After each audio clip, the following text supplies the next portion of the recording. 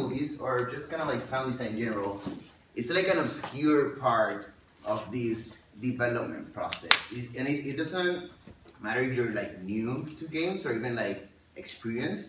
It's still like an area that is still obscure, right? Not many people know about it. And like I think of one-man teams that have created like great games, like Alexander Bruce, who did Anechoic Chamber. You know, like he did all the art, he did all the programming, he did all the game design. What he didn't know how to do was sound. So he had a composer, and he had a sound designer. Another example is Jason Roberts, who is doing God of War, which is like, it's an amazing game. He's winning all the prizes for art. He did the game design, the art, the programming, but he doesn't do sound. So I just want to give a bit of information about the process of making sounds for games. Another reason is sound sometimes gets seen as an afterthought in game development. And it is important for developers to understand the role of sound throughout the design process. Like, designing sound affects other systems within your game. So it is important to know the role of sound when it comes to the whole development process, to the whole game design process. I want to make developers aware of how much sound can help your game be what you want it to be. And make developers think about whether or not they should collaborate with a sound designer. If you want to make the sound yourself, then that's great. This talk will also help you do that.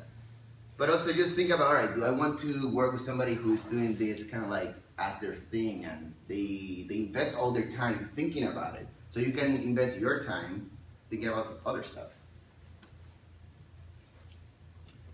So what is sound? And I'm not interested in getting to like scientific aspect of sound, of waves or anything like that. It's like, what is sound when it comes to games, when it comes to our medium? And sound is information. Sound is a huge avenue of information. Information you want to give to your player. You're constantly trying to talk to your player about any given aspect of your game. And mechanics, story. So sound is a way to do that as well. You have visuals that you can communicate to your player through visuals, right? But there's another avenue of communication, and it is sound. And I'm going to tell you about things you can tell your player through sound.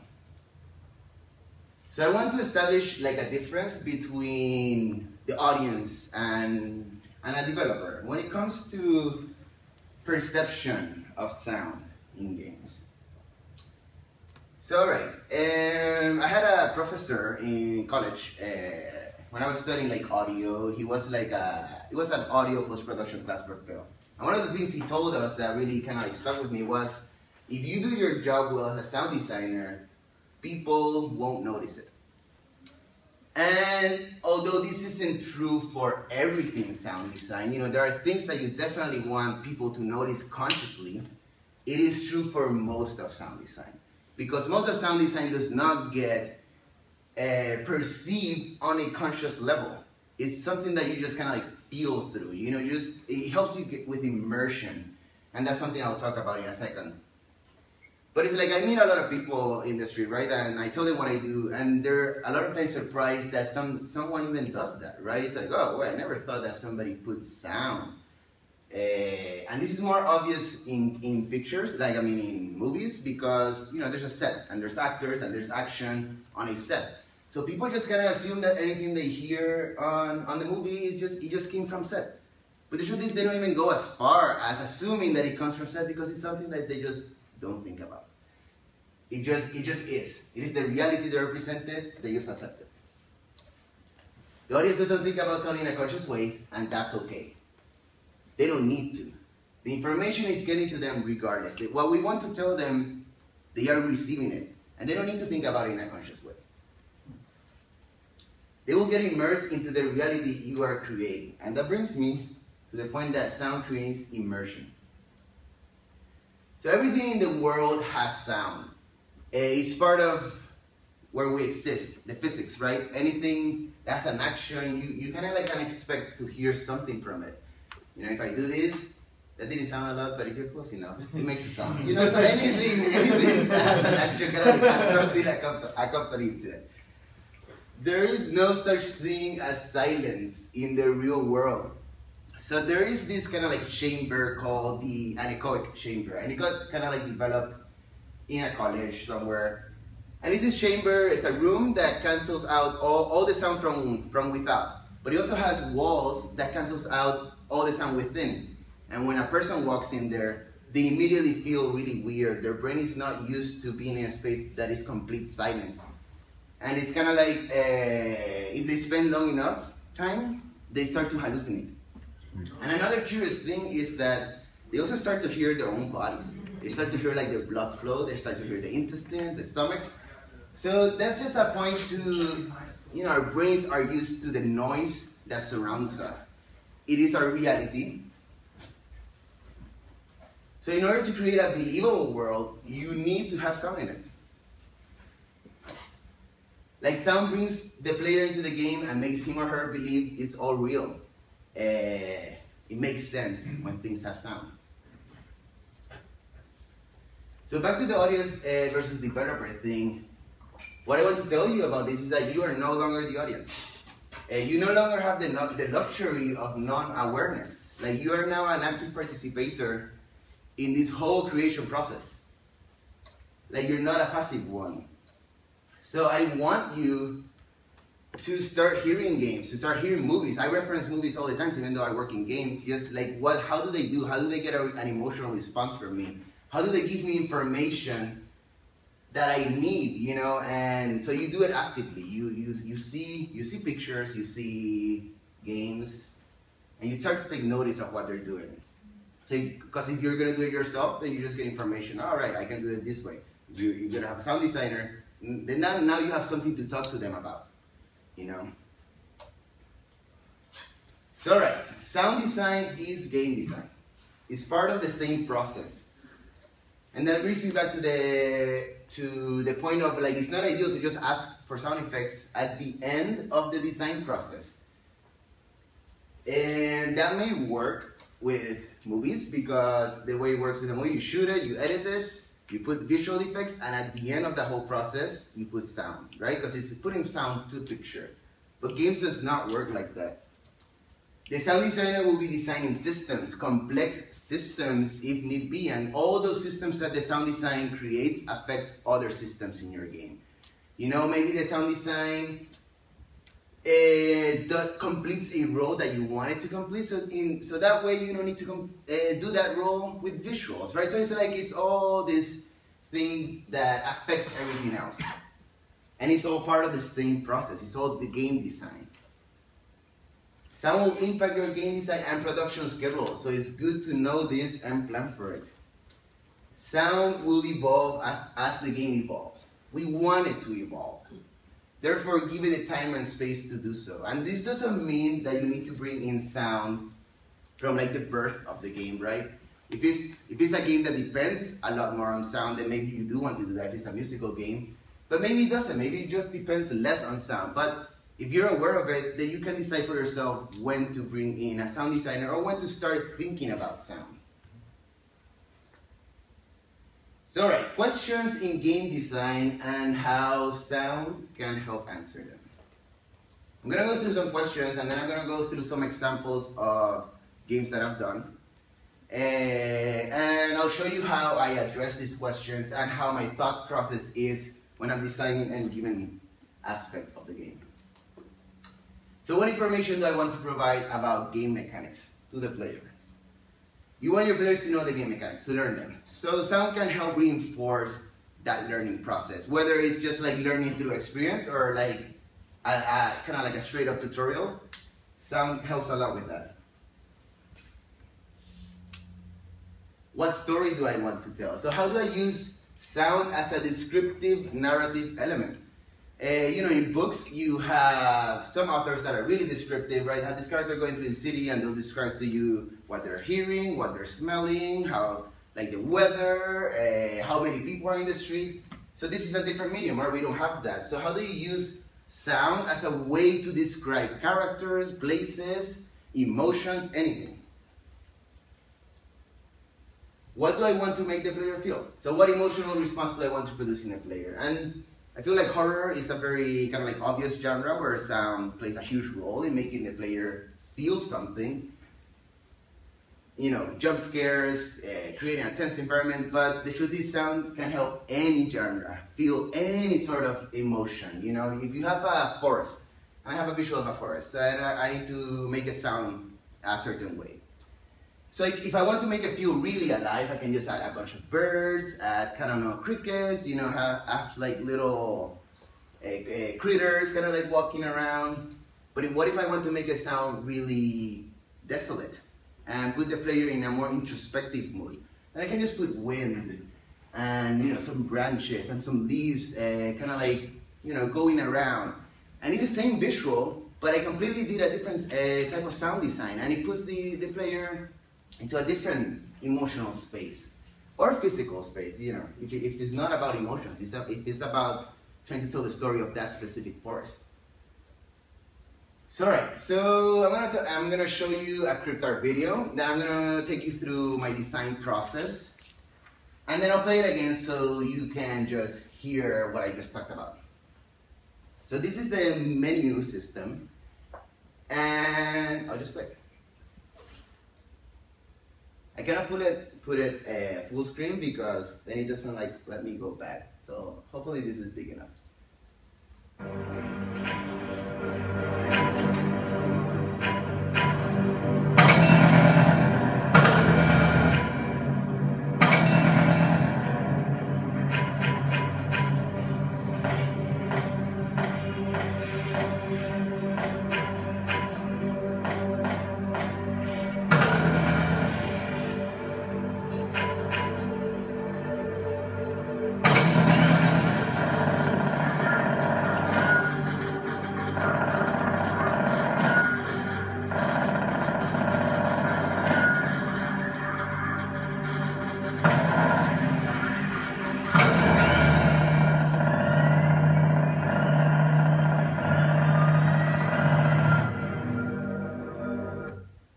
So in creating this whole menu system, I'm thinking about a couple different things.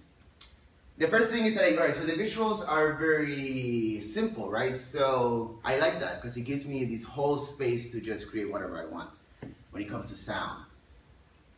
So the first thing I want, which is the most obvious, is like, how do I help the player understand what he's doing, you know? There's all sorts of different sounds. There's the sounds of going just up and down within the menu. There's the sound of going forward in the menu. There's the sound of going backward. There's a different sound for changing settings. There's the sound of going into a totally different area of the menu, which is going into the menu, the map screen, right? There's the sound of, you know, just the cursor. There's the sound of hovering into an interactive part of the map. And there's the sound of like starting the game. And they're all different, and that helps just tell you what is going on in this menu system.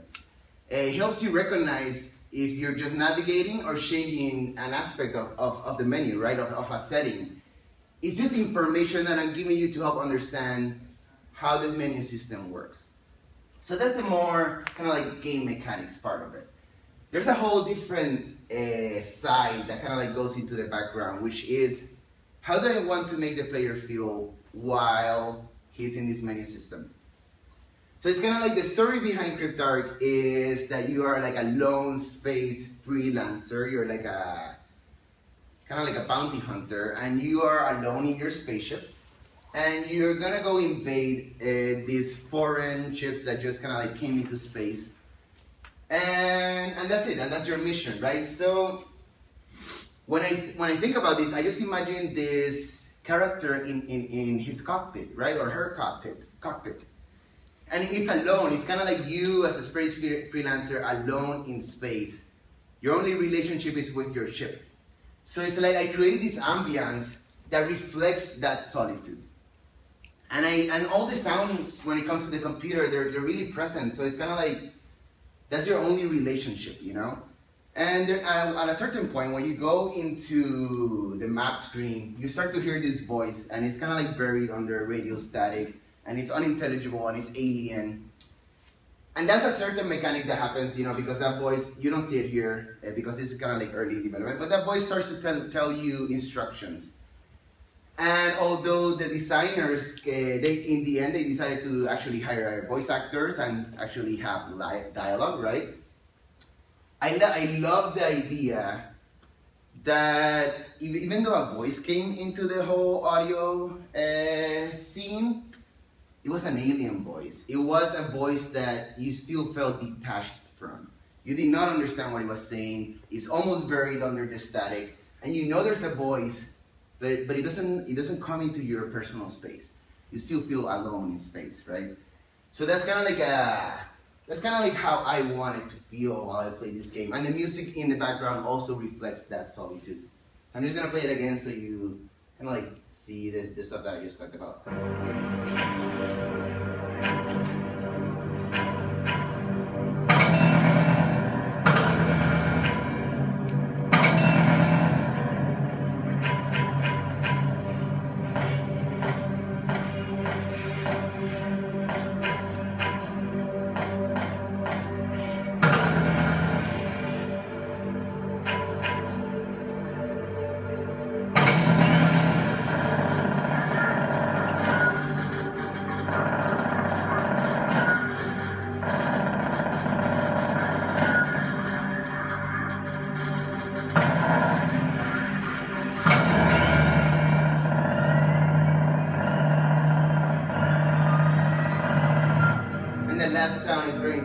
You know, it's kind of like, all right, shit is going down. You're getting ready to go into the level. You know, everything's getting ready. There's an alarm preparing you for it.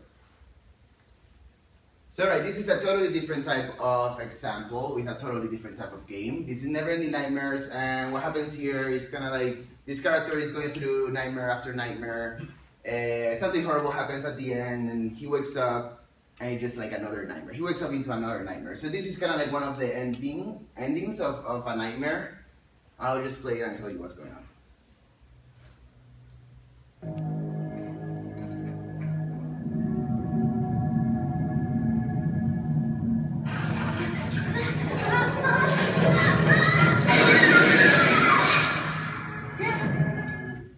So right, this is a very clear example of how sound design helps storytelling, because there's this whole sequence that happens behind a veil that you cannot see anything, but you hear it, and you get a, I mean, I don't know how good it sounds here, but you get a clear idea of what's going on.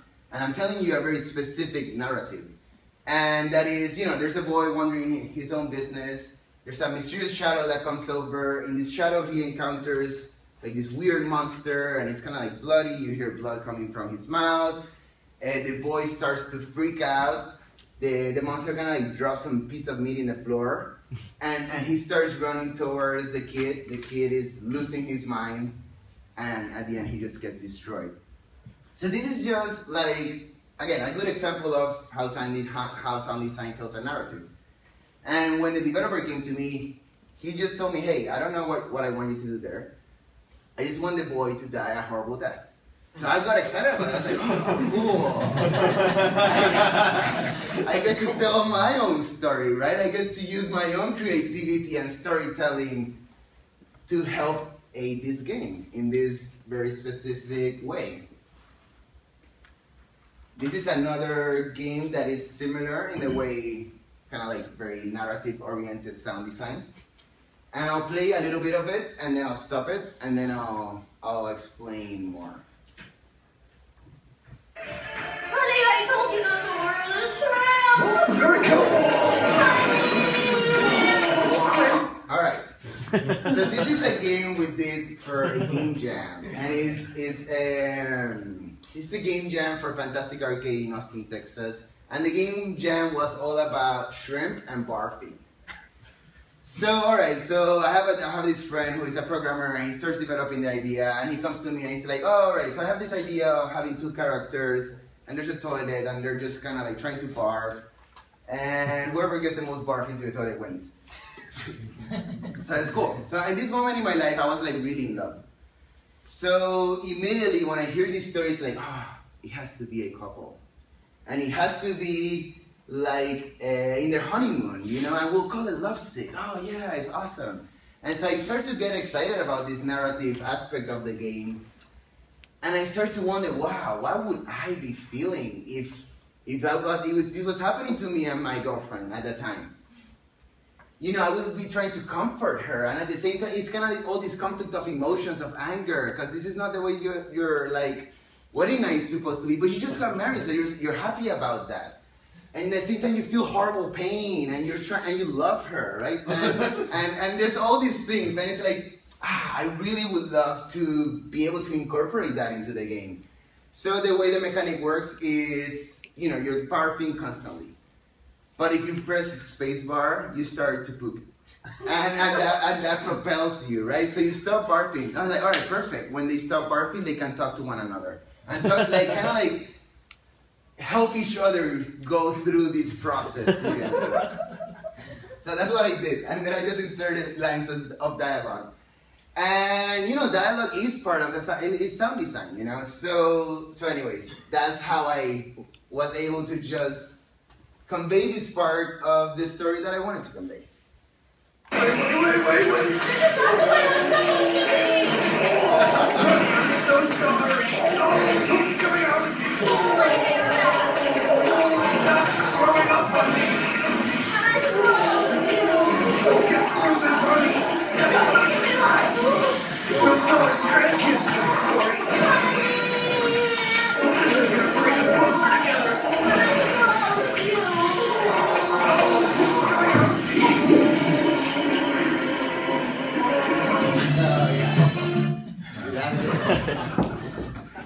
How do you win? What is winning? Winning is getting the most vomit in the toilet. But it's hard to do so because of the physics, you know. So alright, this is another game, which is, again, totally different. I'm just going to show you this video, this short video. I'm going to talk about the game, then I'm going to talk about this design issue that we had when it came to sound and how we came about solving it.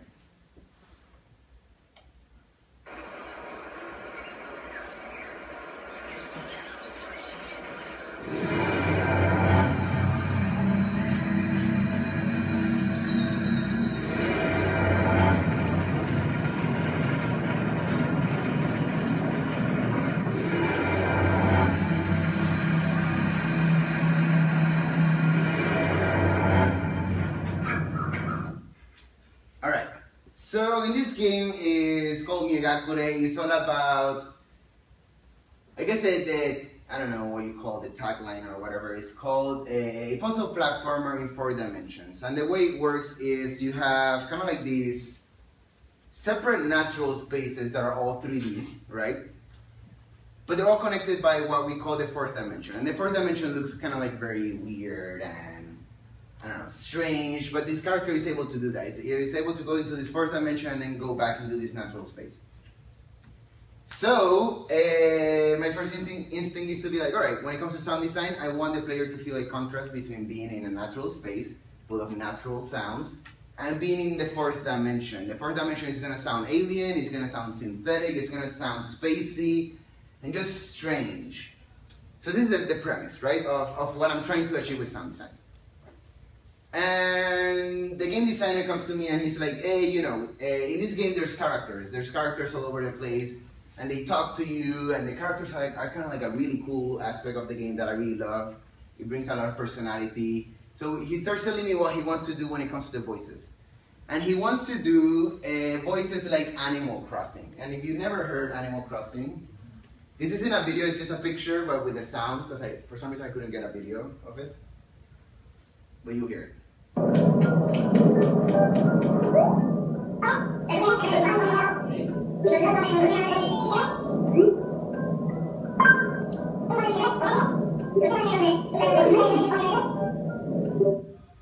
So I mean, it's a very distinct, it's fun, right? It's very video gamey, and it's cool. But when I hear this, I'm like, man, I don't know. I don't think that's the way we want to go with Miyagakure. I don't think it fits the style.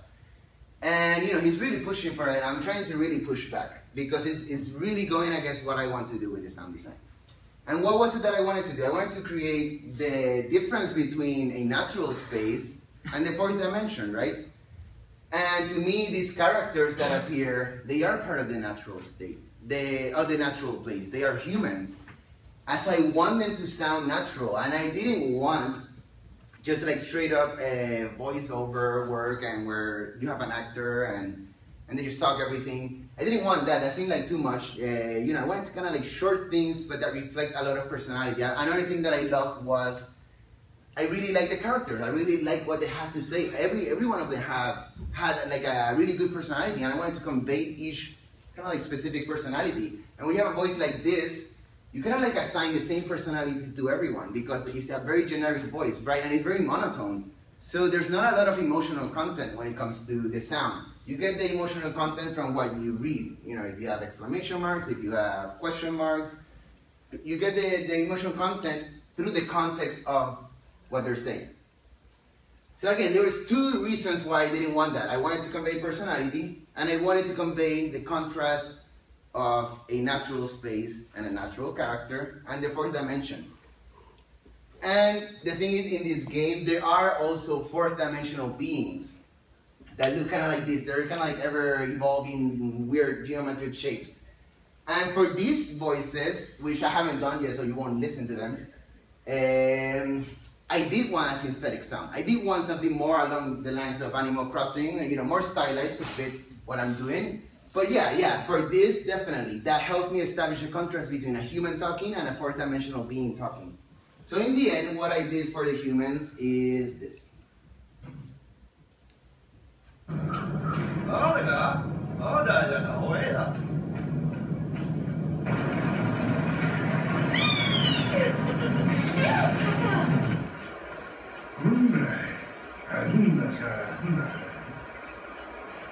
So it's like very short snippets of unintelligible dialogue that convey a lot of personality. They convey like humans talking, right? They don't go as far as reading a full line because that made no sense to me either.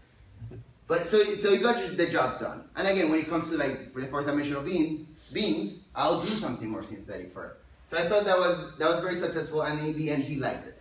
He thought it fit perfectly. So I'm gonna go, and that was what was that all about? It was just feel and storytelling as well, right? Because I'm helping convey personality. I'm helping convey characters in the storytelling. But it was mostly about feeling. What do I want the player to feel? That's the contrast, right? So this is a Crypt Article again. This is the last video.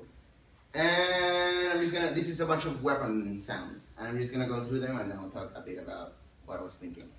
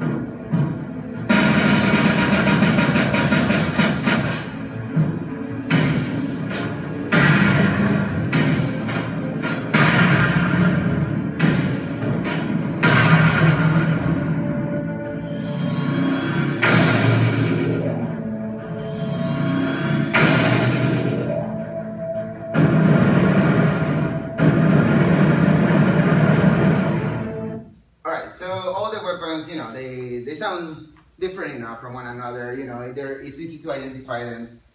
But there's one thing that I wanted them all to have in common. And it's like I wanted them all to feel powerful. Like I wanted the player to squeeze that trigger and feel like, he had power. He or she is capable of carrying out the mission that they need to carry out. They're going to receive heavy fire themselves. They're going to get hit pretty hard, but they can hit back. They have that capability. And that seems kind of like very obvious. Oh yeah, of course, you have a weapon. Of course it's going to feel powerful. But the thing is, it's not obvious. It is a design choice. So, and I have this, one of my best friends in Austin. He's also a sound designer. He's a very successful and talented guy. He did the sound for Anechoic Chamber. and that game sounds beautiful. So when I showed him, you know, the weapon sounds I was doing, he actually didn't like that they felt so powerful. He was like, if it was me, I would make them feel a bit more understated, so that the enemy weapons feel more powerful. And that really changes kind of like the psychological space that the player is in, right? It's like, oh, playing more defensively if I feel less powerful versus playing more offensively if I feel more powerful. And they're both kind of like legit decisions, right? If he was making the game, he would totally do that. But I'm making the game, so I'm doing something different. But the thing is, there's no real answer when it comes to this. You know, every sound designer is going to have their opinions. You're going to have to work with them. Kind of like going through what it is that you want to achieve together. And again, the game designer did not tell me, hey, I want them to feel powerful. Like, he didn't tell me anything of this. I just kind of like assume what I want, and I do it. And if they have something that is contrasting to what they want, they'll just tell me and we'll revise. So yes, again, this all comes to feel. I wanted the players to feel powerful, and that's it. That's pretty much it. So going back to the questions, I just want to state that a lot of these times these questions are intertwined. They're not mutually exclusive. You're thinking about all these questions all the time. What story do I want to tell? What do I want to say about game mechanics? And how do I want to make the player feel? You're thinking about this all the time when it comes to any given aspect of game design and when it comes to any given aspect of sound design. Sometimes one question will be kind of like more obvious when it comes to designing a sound. But again, they're all kind of like part of the same thing, and you're thinking about them constantly.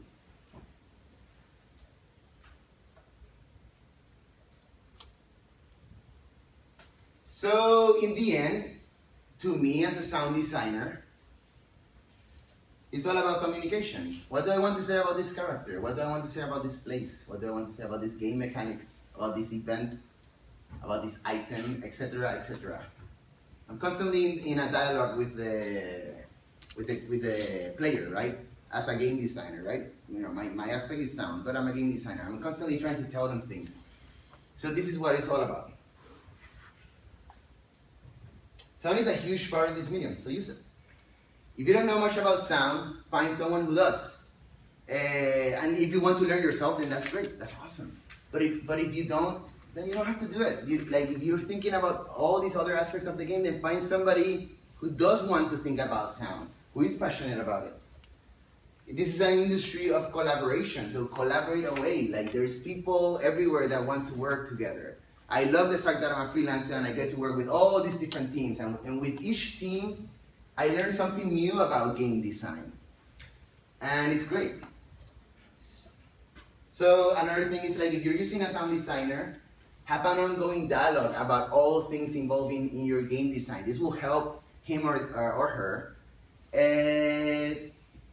do what you want to do with the game. You know, like, they'll have their own ideas. Like, make sure you hear them out, you know.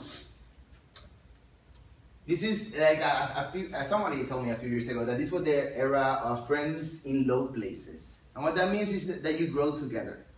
You know, at any given aspect of your career, you can find somebody who is kind of like in the same place and work together. So it's like, if you have no money and you want to make a game and you want to have sound, and find somebody who's starting out just like you. Like, I worked for free many times when I was just like trying to build my portfolio, right? And trying to like just polish my skills. And there's people like that everywhere. So just find somebody who wants to do it. And I mean, and this is kind of like what it's about, right? This whole conference, game jams, like the meetings, etc. So, and this is more like the last thing. It's kind of like a bit more for sound designers that are trying to start out, but also just for developers in general. And it's like, you don't need any specific knowledge about any specific middleware or software to do it. The two main kind of like middlewares are Wise and Fmod. It's kind of like what they're used the most, and they're really powerful, and I really like them. But if I'm honest, I've never used Wise. I've worked in the 4 years that I've been working in games, in like around 10 games, you know.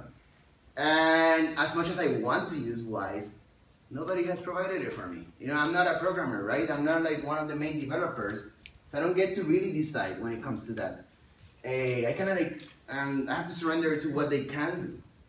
And I give them what I want, right? I tell them, hey, you know, this would be ideal, but of course, I understand if you can do it.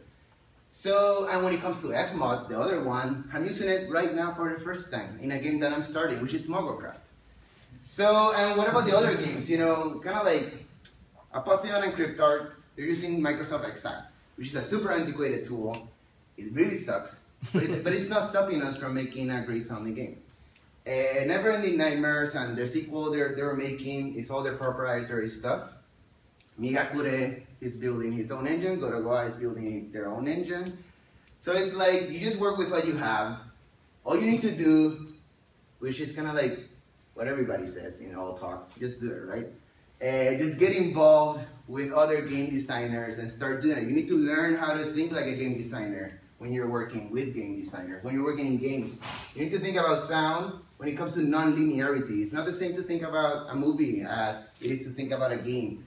So you just need to get into the mindset of like everything that involves a game and how it can help with sound. So that's it. This is my contact info. Email, Twitter, my name, the website, which is currently being redesigned, so you'll see some weird things that are written there, just because I haven't edited them. But anyways, you can still find a bunch of information about me in the website. So I guess that's it. If you guys have questions, now is the time. And we have about, I guess, 20 minutes. So. Yeah, I have a question. Since you said that you didn't have to know about the middleware, what are you, as a sound designer, providing to the game developer? You're providing basically a folder of sound files and saying... No, I mean, I'm providing implementation as well if they want me to do it. Like, ideally, I want to implement what I create. Okay. So you have access to the repository? What's that? You have access to the code repository? Yes. And I can, you know, get constant updates. I can commit things all the time. It's just I don't have to do that. I don't have to use Wise or Fmod. I use whatever they are using. If they're building their own things, I'll ask them for specific tools. It's like, hey, you know, I know you're doing your thing. I need you to create this for me because I want to do this with your game. And they'll do it. You know, if they're really cool, they'll do it. If they're not, they'll be, I don't know, man. And then I have to like adjust, right? But yes, I'm doing implementation. Ideally, I'm providing my perspective as a sound designer, my expertise, right? And that's it. Does that answer your question? Yeah, it does. All right, cool. Anyone else? Yes. Based on my observation, the whole whether the enemies should have the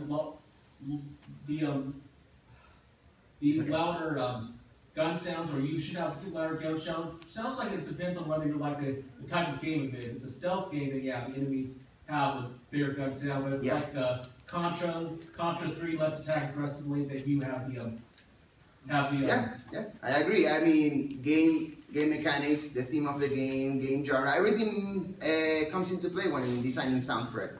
This is a game that is kind of open in the sense that if you want to play stealthy, you can. If you want to play aggressively, you can.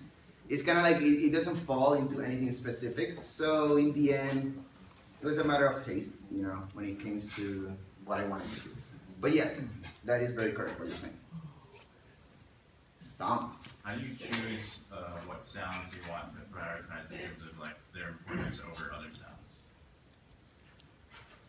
I guess common sense. Yes, I mean, if I feel this should be very important, I just do it. What's that? I guess like relevance, like if this sound implies something more important than that sound happening. It's Yeah. Your gun firing versus picking up a coin, like one of those is more important than the other. And yeah, I mean, also like game learning, when you see people playing, and it's kind of like iteration, like any other aspect of the game, right? And they're not getting something that you want them to get. Then, all right, maybe as a sound designer, I'm gonna be thinking about, you know, my aspect, right? And I see that, I'm like, all right, maybe I should make that sound more obvious. So there's constant iteration, right? I create something, I put it in game, and 80%, 90% of the time, I'm gonna iterate on it later. Once I hear it on game, once I see it interact with every other element of the game. So yeah, like common sense and just like seeing people play. And yes. So you were talking earlier about how, you know, sound conveying information, and as an example for my question, like maybe like a stiff breeze to represent being like a high up place. Do you ever worry about using the same sound over and over versus like, oh, you know, just they get bored with hearing that sound eventually? Or Meaning over and over in the same game? Yeah, just like, or do you like have like different wind sounds to try to keep the player a little bit more interested? Because you know, if you hear the same thing over and over, sometimes it just kind of fades into the background. Yeah, I mean, yeah, you never want to just use the same thing for everything, right? It also depends on the schedule, right? How fast do you need to create things? A lot of the times you're just kind of like doing, you know, putting things out there to revise later. So you just want to populate the game with sounds. So, and that gives you a lot of information, right? Because you need to hear them in game. So it's kind of like if you have a given amount of time, you're going through priorities, you know, and that can be a priority, but it's gonna fall probably below other priorities. But yes, it's definitely, you don't want repetition, you don't want flip, you know, you want variety, you want immersion, which is kind of like the main thing. And when you have repetition, that breaks immersion, right? Because people notice it. So yes, it's something you think about and you accommodate to your schedule, basically. But it's not usually a real high priority. It depends on the game. It depends, yeah. But it is something that you think about, yes. Yeah. Yes. Do you find yourself creating your own sound effects or using pre-made banks? Both. Both. Yeah. I use a lot of sound banks, but the way you use them is you don't take something out of a bank and just put it in game. You're gonna process it, you're gonna edit it, you're gonna layer it with a bunch of other things. So yes, that's a big part of it. You know, you buy quality sound banks, and then and also you just record all the time. Because sound banks are limited, you know. There's gonna be things that you just can't find on a sound bank. And also, yeah, you do want originality, right? If you don't want to use the same sounds over and over and over. So it's kind of like a 50-50 thing or 60-40 thing. You're whatever works for what you need it to work, you will use. And also, when I was saying like schedule is a thing, recording everything you use is very time consuming. So when you're working on a schedule, a lot of the times you can do it. You do it if you need to, but you know, you just use sound banks and again, process the crap out of them so that it's not recognizable. Yeah. Sure. Yes. I'll ask, which do you have more fun with, sound effects or music composition? I feel like I don't compose professionally. As in like I don't sell my service to compose. Gotcha. I sell my service to do sound design. Like, and I have a very big musical background, but I find that I like composing for myself. Like, to me, composing is kind of like an escape, an emotional escape. I don't like to be composing on a schedule. Sound design is something that it just like comes easily, and it's kind of like, yeah, I can just produce. They're both fun. I like, you know, when you produce something and you get to see it, that's a great feeling, right? So. It's like, I want to go the composer route. Yeah. A lot of time I'll get asked for sound effects. And Yeah. it's like, okay, I can do this sound bank, maybe edit them a little. How would I market myself as more just music? That's it, you just do it. You just market yourself as a composer. I like, again, I have a big composition background, and at one point I had to decide, how am I going to market myself? Am I a composer and a sound designer? Or am I just a composer? Or am I just a sound designer? It was all about marketing that I just decided to be a sound designer. It's about, there's a niche in this industry that I feel like I can fill, and I feel like I can make money from and make a living. There you go. I guess, you know, a lot of time people want an expert in one thing, not a jack of all trades. Or at least that's how I saw it, right? It's like if I'm just a sound designer, I'm really good at it. When people need sound effects, they'll come to me.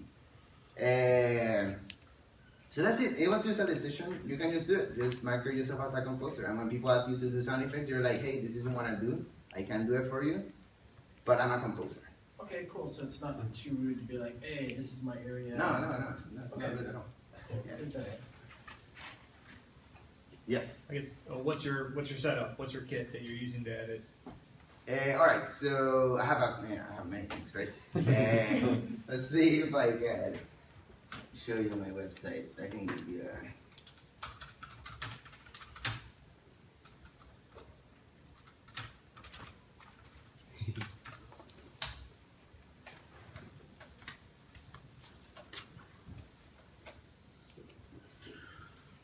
Alright, so that's my studio. Man, it's really bright, so I guess you can't see a bunch of shit. And there's a bunch of like instruments that there's a bunch of guitar pedals that I use for processing sound in different ways. And they're all musical instruments, but I use them for other things that are not music. I'm using Reaper as software. Reaper is not one of the big ones, but I've used the big ones. And when it comes to sound design, Reaper has a great workflow that I just love. It's really straightforward, because, just the way it works, I have a bunch of other synths, software synths. I have one of the main softwares I use is Isotope RX. Are you familiar with audio software? Yeah. All right. Isotope RX is kind of like one of the main tools to do a bunch of like cleaning stuff. It's like Photoshop for audio, Right. So, yeah, do you want me to keep going with softwares and stuff? Is that what you're trying to? Yeah, I like to hear about the kit, but all right. A lot of questions. Wow, there's just a lot of different, all the wave stuff I use. There's just so many stuff that it's kind of, I don't know what to answer in that sense. So you said you use the guitar pedals, the guitar effects too. Yeah. So you run the sound out analog and then back in? Yeah. So you yeah. Like I have a microphone input when it comes to the guitar pedals, and I can just run voices through it. Mm-hmm. And that means, I can also just take whatever I recorded into the computer, take it out, go through the pedals, and go back in. Right. And yeah, and that's just like one way to process. And I don't use it all the time, but sometimes it's cool. And there's just like a bunch of different little plugins that affect sound in different ways. Editing is a huge thing. Like, it's not even processing. It's just like taking a snippet of one thing, putting it to another. It's just a big process of doing a bunch of different stuff. Experiment. Yeah. And that's a big thing. All right, is everything good? I have a question. All right, go do sound, yay. Could you kind of describe the process of recording a sound from the environment until the end of the process? Like, what would you record, like, for a gun sound? Obviously, recording a gun would be difficult. What would you find or replace? Would you, like, hit a pot and then change how that sounds a lot? Or would you... All right, so for guns, I was just using a particular example. It doesn't matter if you find one that's better to explain, by all means. All right, I guess everything is different, right? I'm just gonna use that example just because you mentioned it. When it comes to guns, I don't have access to guns unless I want to like rent some guns and then go to this big open space where there's no one around me, and that's, there's people that have done that already, so I can just use their sounds. So I take a bunch of gun sounds, and when it comes to Crypt Art, I'm using a bunch of horror impacts as well. Like I'm using a bunch of like just big sounds that I incorporate into the guns, and they're not even meant to do that, right? But it adds this texture to a simple gunshot, right? So like you just figure out ways that you can layer and come up to something that isn't your regular sound, and in that process you do all sorts of things, and with each different sound effect you do different things. If you want to keep asking me, maybe I can keep answering. I think he wants to know an example of a live recording. A live recording? Being incorporated into something like that. Definitely, that was what I was more curious about, because, Yeah. Well, it's the same thing, right? So I record it, I clean it up with Isotope RX, and then it works just as like another sample, right? The samples that you're buying, they're just somebody else recorded. So all you're worried about is making sure the recording is clean, and that's it. And it's just one more sample, But again, I'm sorry if I'm not explaining it as well as you wanted me to explain it, but I'm trying to. Yeah. 5 minutes. Yeah. Yes. How long does it take you to experiment with sound? Like what the bass needs to be for the sound before layers? Man, alright, so I feel like the first couple weeks whenever I get a game are all about experimentation. Kind of like the production process is slow. And in a way the developer needs to be okay with that. Unless they're just like on a really tight schedule, in that way things are just gonna sound a bit more generic. You know, it's kind of like what you expect them because it's just less experimentation. But I always try to tell the developers, hey, the first couple of weeks are just me figuring out what this game should sound like. And then once you already know what's up, then production just becomes really fast. And by the end of production, you're just putting things out there, you know, like one after the other. What's the time frame for like one of the projects you've worked on for your whole process? So as a total? Yeah. I mean, obviously it would depend on a project, but... For Apotheon, we worked like 2 years. And I kind of like work like a week, a month. But sometimes there will be months that I didn't work for whatever reason. Sure. And that's kind of like how I do it. I kind of like rotate, you know, like, all right, you take this week and then I rotate to the next game. But you have a big deadline, then I'll take 2 weeks in a row. But I would say, I don't know, like 3 months. Sure. Do you find that difficult having to manage several projects at the same time? Yes, it can be difficult constantly like changing like, sure. your the space tone in your head. Yeah. You know, it's kind of like starting the motor again. And once you have it really spinning, then you have to stop and then start another motor. When it comes to like the creativity and getting into that flow, that's just the way it is, right? Yeah. That's just part of the challenge of being a freelancer and not working for one company, one game, and that's it. I have a question. So I know I'm going to think of a million other questions afterward that I should ask you because you're doing kind of what I do. Sure. Could I just like email you questions later when I actually think of them? Yeah. Thank you. Yeah, take care. Cool. I took them this. Yeah. Feel free to contact me in any way. All right.